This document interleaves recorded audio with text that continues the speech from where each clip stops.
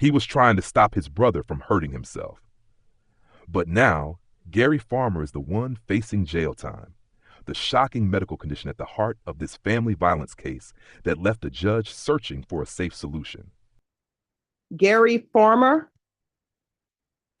Court is calling 2023 CR 10501, State of Texas versus Gary Bernard Farmer. Can I have parties announced for the record for the state? Anna Ochoa Nelson. Defense? Renee Munoz on behalf of Mr. Farmer. Are you Mr. Farmer? You're going to need to speak up. Yes, sir. Court reporter needs to hear, all right? You understand? Yes. All right. Can you speak louder than that? Yes, Your Honor.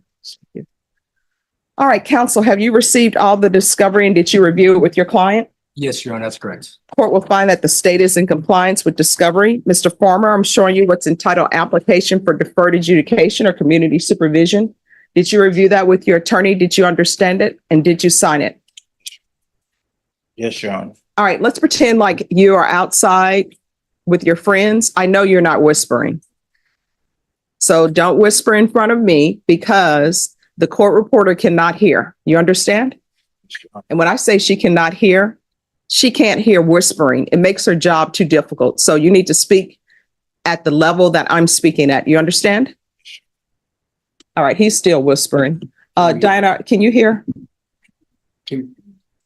Maybe if you move the microphone up a little, I think he's a very soft-spoken individual. I hear bass in his Your Honor, voice. sorry. All right, that's not treble, that's bass. Although there was a rap song where they said, bang the bass and turn up the treble. I want you to bang the treble and turn up the bass, okay?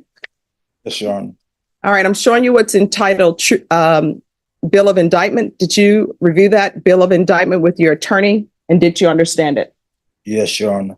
Counsel, do you waive the reading of the indictment? Yes, if we may.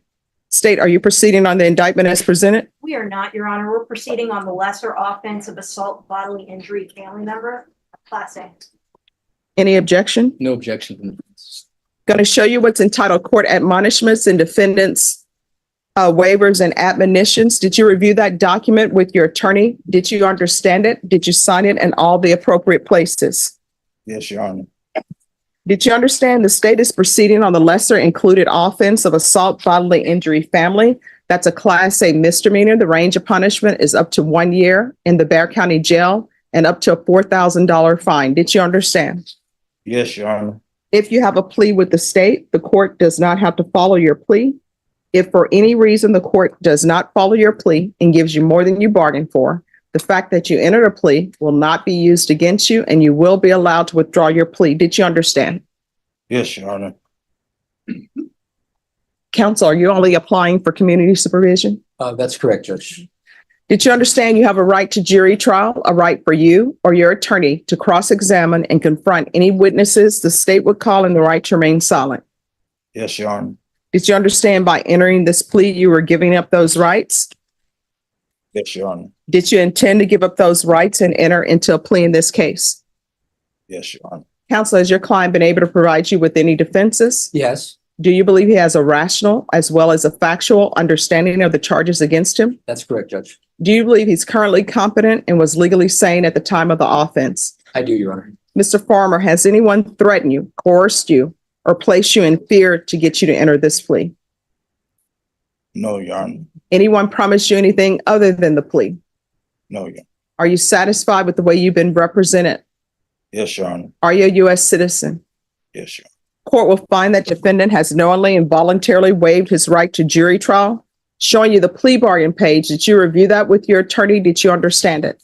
Yes, Your Honor. According to the plea, state is proceeding on the lesser included offense of assault, bodily injury, family. Punishment is to be assessed at 365 days in the Bexar County Jail. There's a $1,500 fine to be probated. State recommends community supervision. There's an affirmative finding of family violence. There's to be no contact with Marcel, Marcel, Washington, the BIPP, mental health evaluation and compliance. Did you understand with an affirmative finding of family violence, you're not allowed to own or possess any weapons or ammunition? Yes, Your Honor. Did you understand with an affirmative finding of family violence, you're not allowed to be designated as primary custodial parent? Yes, Your Honor. Did you understand that to be the entirety of your plea?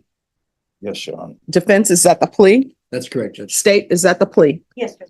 Showing you the waiver of appeal paragraph. Did you review that paragraph with your attorney? Did you understand it? Did you sign it in both places?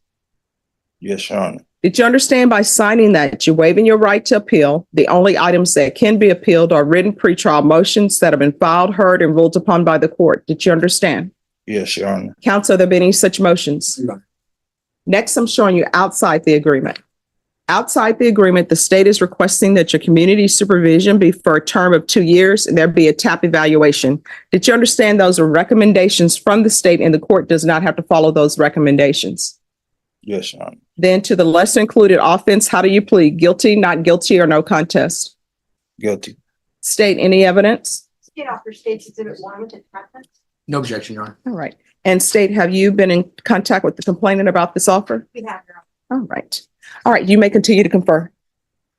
Going to show you what's entitled waiver and consent to stipulation of testimony and stipulations. Did you review that with your attorney? Did you understand it? Did you sign it in all the appropriate places? Yes, Your Honor. Again, did you understand you have a right to jury trial, a right for you or your attorney to cross-examine and confront any witnesses the state would call and the right to remain silent? Yes, Your Honor. Did you understand that today the state will be presenting evidence in the form of witnesses' statements and police reports? But most importantly, there will be no live testimony. Did you understand? Yes, Your Honor. Court will find that defendant has knowingly and voluntarily waived and consented to stipulation of testimony and stipulations. Court will accept into evidence State's Exhibits 1 and attachments, and the court will review the same. All right, after reviewing State's Exhibits 1 and attachments, the court will find there is sufficient evidence to find you guilty, and the court will find you guilty. Are you proceeding with sentencing? If we may, Your Honor. All right, anything you wish to say on behalf of your client? Yes, Your Honor. My client's originally from Indiana. He moved here in about 2020. The last time he was receiving meds in Indiana was 2019. Unfortunately, Texas's resources for mental health aren't there compared to other states. He hasn't been set up with mental health services and meds. But in conferring with the state, I know that they're wanting him to be evaluated. He has been in custody for the last 125 days, Judge. As you can see, he's calm, docile, and he's willing and able to follow the probation. I did go over with him the BIP course and all the requirements of that, as well as the requirements of probation. He stated he would make all appointments. He knows that he can't live with his brother right now, Marcel. There's a no contact order. So he's able and willing to live with his aunt, Andrea Washington, lives here in San Antonio, to abide by the conditions of the court. We're asking, Judge, if you can do the mental health eval and TAP out of custody. He's been in custody for 125 days now. People with mental illnesses in custody is generally not the most conducive environment for them to get a handle on their mental health, Judge. So he said he's willing and able to make all those appointments in order to get better mentally stable. So we're asking for those things, Judge, and for the court to respectfully follow the plea bargain agreement. It was a fight between brothers. It got a little heated.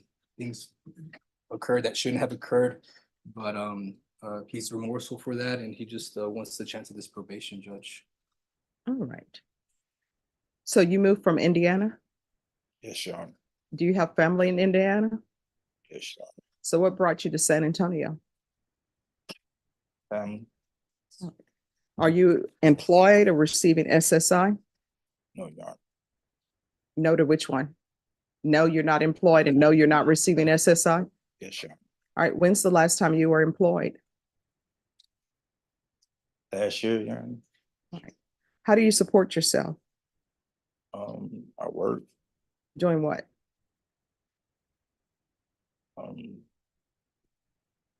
Work like warehouses. How far did you go in school? I completed high school. So have you seen any doctors for your mental health? Yes, Your Honor. Right. And what's your diagnosis, if you know? Schizophrenia. Okay.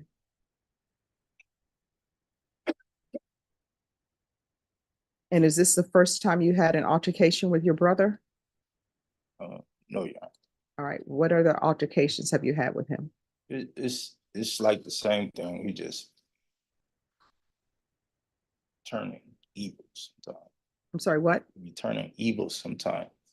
Okay, So Judge, just a little background for the court. Oh, so sorry. just one second. Yes. But I read in the report that he's not verbal. Yeah, he's like he has a mental illness, I guess. Yeah, and he just sometimes he just be turning evil, doing All right, so on this occasion, what are you saying he did? like he sometimes he's like normal, sit around and stuff, but sometimes he just black out, start hurting himself and like people around. Okay, so during this altercation, what happened? Like he was doing that, like hurting himself and people around him. So I be trying to stop him, but like it goes to a point where I like put my hands on him, or somebody in the house have to put their hands on him to make him sit down or something. And how old is he? He's 22. He's not on medicine yet. I think he's supposed to be on medicine. All right, and defense is saying that you have a place to stay with your aunt. Has anybody talked to the aunt? Does she want him stay? Have you talked to your aunt to ask her if you can stay there? No. Defense, have you talked to the aunt? No, Your Honor, I spoke with him today. He said that that would be an option because she's a family member living here. In terms of the brother, he does have, according to the mother, there's been nothing tendered in evidence about a disease called Lesch-Nyhan Syndrome. Well, if you're going to say that syndrome, you need to spell it. I did have it, the paperwork on that, but you know, just to briefly just describe it, it's something that has to deal with like self-mutilation, where he kind of claws, he scrapes himself, he hits himself against the head, like the wall. And I think in this situation, I think the brother was doing those kind of things and he was trying to get a handle on him, the brother, but it just kind of escalated from there, but he's aware of the no contact. Diana, that's Lesch hyphen NYHAN syndrome. Yes, yeah, thank you for that, Judge. I don't know how to pronounce it either. No problem. It's just when people are saying medical terms, then the court reporter will have to do research to find out how to spell it. So I always encourage people, when you're using medical terms, Yes. slow down and spell it. Yes, yes. But yes, Judge, that's the situation. The brother unfortunately is afflicted with that, but I think that he, you know, the brother does need treatment and help of his own, and it's kind of like he does things to, you know, himself and other people that kind of can agitate, but you know, not to say that it was correct with how things progress, but that, you know, that's more or less why. All right, do you have any children? No, Your Honor. All right, so what I can tell you, counsel, here's my concern with releasing him. He doesn't have a place to go. Well, We're saying the aunt, I know there's a community court now, yes, and I think that's with Judge Vera next door. yes. So I'm gonna have him in custody. If you bring back to the court, you know, word from his aunt that she can stay there, then I'll release him. Otherwise, the evaluation for the mental health evaluation to place him on the mid caseload, that will be done, and the TAP evaluation will be done in custody. However, if you're able to bring to the court, you know, that he has stable housing, Yes. that he has a doctor set up, then I will release him. But I can't just release him. I don't have anything showing that he's going to have his medications. Are you on medications? No, Your Honor. All right. So if he's schizophrenic, usually they're on medications. I don't want to interfere with any doctors that you may have. He needs to be set up with doctors, because otherwise what we're going to have is somebody who doesn't have a place to stay. People always say family will take them in, but sometimes you knock on family door and they're like, I don't want this problem. So if you give me that, I'll reconsider. But for now, he's going to be in custody until these issues are arranged. So, sir, if your attorney, he's an officer of the court, if he calls your aunt, talks to your aunt, and your aunt says you can stay with her, then I will allow you to be released. But for now, that's not going to happen. Okay. Yes, Your Honor. Yes, Ron, thank you for communicating that, Judge. I appreciate it. All right. So I'm finding you guilty, going to sentence you to 1 year in the Bexar County Jail, suspended and probated for 2 years. There's a $1,500 fine that will be probated. There's to be no contact with Marcel Washington State, I'm not really sure if this is a BIPP course issue that's needed here, but I know there's some anger management. Are you okay if I don't give him BIPP, but give him anger management instead? Defense, are you okay with me giving him anger management instead of BIPP? Yes, Your Honor, thank you. All right. There'll be anger management. There's an affirmative finding of family violence. I'm going to want a MIC evaluation, a TAP evaluation, and both of those evaluations will take place in custody. There's to be regular reporting by Zoom or in person. I'm going to want monthly field visits. And probation, that will just be until he's set up with a case manager or he's set up with a mental health doctor.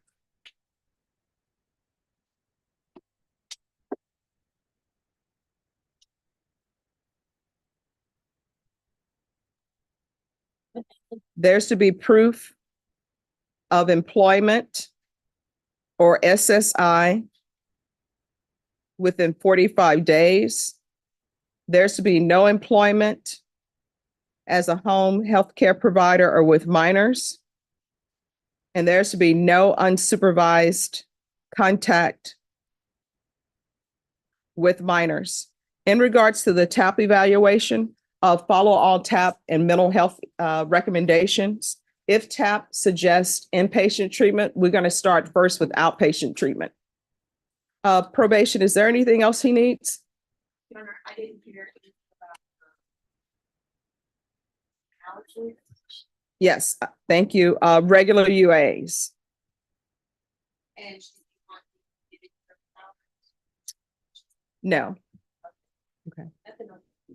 All right, so counsel, if you'll make sure you contact with community court, if you contact with them, even though he may not be eligible for their program, they may have contacts to get him housing and that type of a thing. Okay, yes, Judge, I know that sometimes it's hard for the specialty courts if it's not refiled as a misdemeanor to accept them because it's hard for them to track.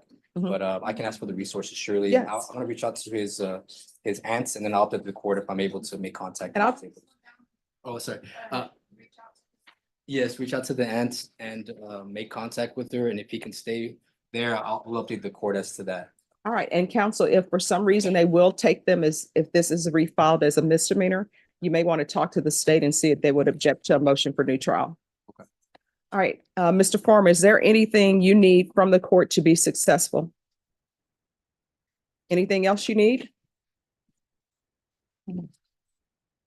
You'll come around. Okay. Yeah, thank you. Thanks. Oh, there you go. I'm going to show you what's entitled Trial Court Certification of Defendant's Rights to Appeal.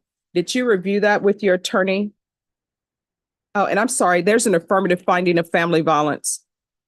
Did you review that document with your attorney? Did you understand it and did you sign it? Yes, sir. All right, because this is a plea bargain agreement, because I followed your plea bargain agreement, and because you waive your right to appeal, you do not have the court's permission to appeal. Because this is an affirmative finding of family violence, you're not allowed to own or possess any weapons or ammunition. If you have a question over what a weapon or ammunition is, you'll need to speak to an attorney. Do you understand? Yes, sir. All right, we can go off the record. Mr. Farmer, if there's anything that you need, please let probation know. If you feel as though probation is not addressing that issue, you can always come back to this court, okay? Yes, sir. All right, good luck to you. The case highlighted a painful cycle. A man needing help becomes a defendant, and the jail becomes his temporary shelter. The judge's final words were a warning. Succeed on the outside with the court's support, or face the stark reality of a prison sentence next time. For Gary Farmer, the path to stability began from a cell. If you found this story insightful, make sure to hit that like button and subscribe to the channel for more real courtroom moments. Your support helps us bring you deeper looks into the cases that shape our justice system. Thanks for watching, and we'll see you in the next one.